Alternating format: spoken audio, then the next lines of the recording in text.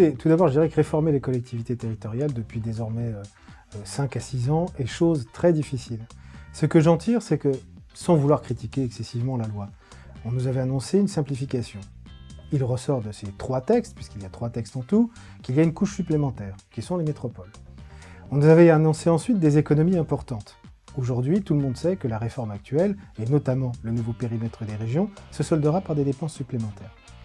Enfin, on nous avait indiqué que tout cela serait applicable assez rapidement, assez aisément, et aujourd'hui, ne serait-ce que la parution du texte sur la loi NOTRe débouche déjà sur beaucoup d'interprétations divergentes entre les territoires, qui vont nécessiter un calage juridique. Et puis par ailleurs, n'oublions pas qu'une disposition assez importante comme GEMAPI, c'est-à-dire tout ce qui tourne autour des compétences d'eau au sein des collectivités, et qui avait été adoptée en janvier 2014, se voit déjà retardée dans son application jusqu'en 2020. Donc ce que j'en tire, c'est qu'à vouloir précipiter les choses et vouloir scinder les textes, on ne parvient pas forcément à un bon résultat. Alors, cette valse en 3 temps est d'autant plus intéressante que c'est Paris qui a donné le tempo de cette valse. Et peut-être que le tempo n'était pas adéquat. Or, ce que je retiens surtout, c'est que d'avoir séparé ces textes a introduit une division au sein des collectivités territoriales, puisque chacune a essayé de préserver un certain nombre d'intérêts, et peut-être avons-nous perdu l'intérêt général de vue.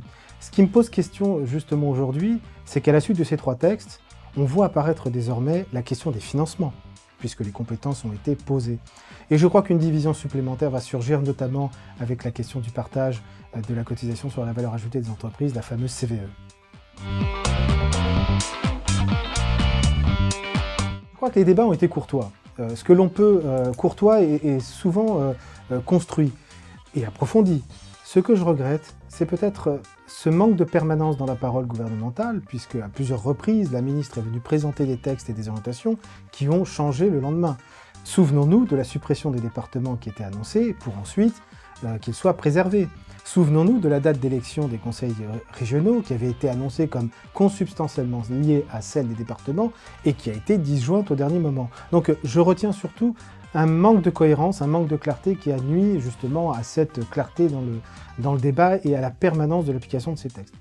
En tant que technicien territorial, ce que je regrette, c'est qu'une des principales dispositions de la loi NOTRe, et je le dis avec beaucoup de sincérité, concerne les dirigeants territoriaux, les dirigeants administratifs territoriaux, qui se voient par une disposition que je considère comme cynique, mise en protection au moment peut-être d'alternance liée à la construction de grandes régions. Pour être très clair, un DG de région, qui était dans une région existante aujourd'hui, si demain elle fusionne avec 2 régions, se voit désormais protéger le double du temps dans sa prise en charge financière, et ce à partir de données publiques. Je ne pense pas que ce soit un bon exemple donné à l'ensemble des agents du secteur public en matière de responsabilité et de courage face au changement.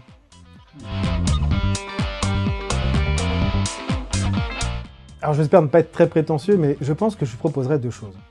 La plus fondamentale, c'est quel est le choix de décentralisation ou quel est le choix d'organisation territoriale, mais au sens vrai du terme, souhaite-t-on en France? Est-ce que l'on souhaite une organisation purement décentralisée ou est-ce que l'on souhaite aller vers une régionalisation de la France, comme d'autres pays l'ont fait, à l'exemple notamment de l'Espagne? La deuxième chose, sans doute que je dirais, c'est que la meilleure réforme territoriale sera celle qui ne sera pas annoncée, mais sera celle qui émergera des territoires. On ne crée rien à partir de l'amertume, et à additionner les amertumes, on ne créera que de la rigidité. Laissons les territoires respirer, traçons des grandes trajectoires et donnons simplement le sens de l'organisation de notre République que nous souhaitons.